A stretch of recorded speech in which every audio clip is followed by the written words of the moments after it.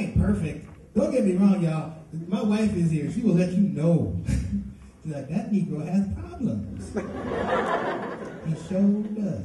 But I have my ways of working through them. This is one of them. The 12-year-olds and Scouts on Wednesday, that's another one. I have a really creative pair of kids. They're very therapeutic when they're not making us crazy. I mean that in a very nice, loving, parental kind of crazy way. You know, where you're like, just do your homework! I love you!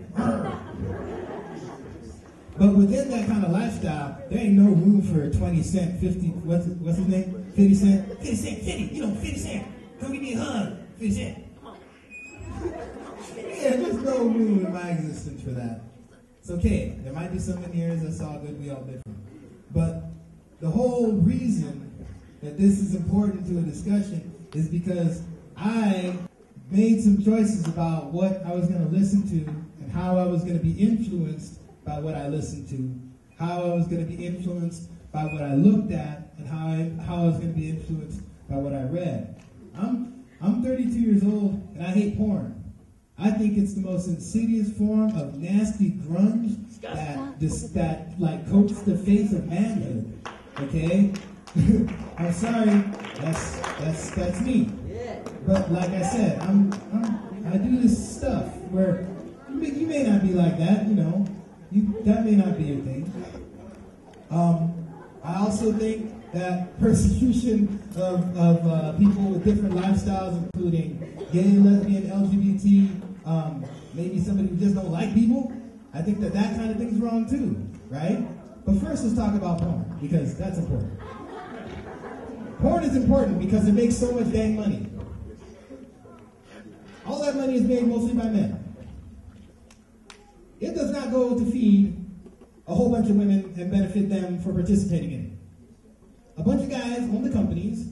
They sell their porn to Comcast, who sells it back to your cousin and your brother, who sneak it when your parents are asleep. Do you work for Comcast? No, so hold on. Put your hand down. No, but Janet Jameson co-owns Vivid Video, whatever it's called. Video? What? Yeah, you know the dog entertainment players, Vivid Video. Janet Jameson owns it. Janet Jameson. So owns you're it. saying that only men own? No. I didn't say only men. Oh, okay. I said men only. Oh. I speak in generalizations. The things that I will be specific about, I will put my stamp on, and you can come battle me about later. Janet Jameson is the woman that owns the porn station. Yes. Good for her. I have no idea who this woman is. Anyway, like I said, slimy coat on the face of manhood, making us not look like men and act like men. The problem with this is that there's a bunch of misinformation about it, and it goes out to us so that we can go buy the product, when it's another product that helps damage lives. Okay? That's just porn. There's also rampant consumerism, which is not as bad as porn. It's just where you go out and buy.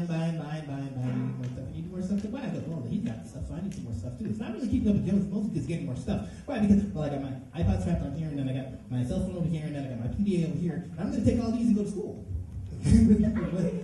What? Aren't you supposed to be reading at school, you know, like some books? Yeah, but I got the PDA and I got the stuff, and I buy all this, and I got games for the thing too. And then when I go home, I go to iTunes, and I download more things, and more stuff I gotta buy. And then this other thing that I gotta buy stuff for, and then the hard drive full of stuff that I bought. This, anybody stop to think about why they need all this stuff?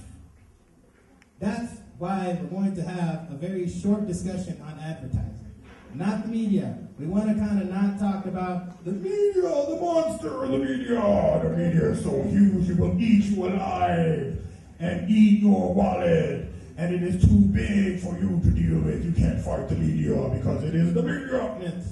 Now, it's a system of advertisers all trying to sell their products using the medium of television, the internet, radio, and print. Okay?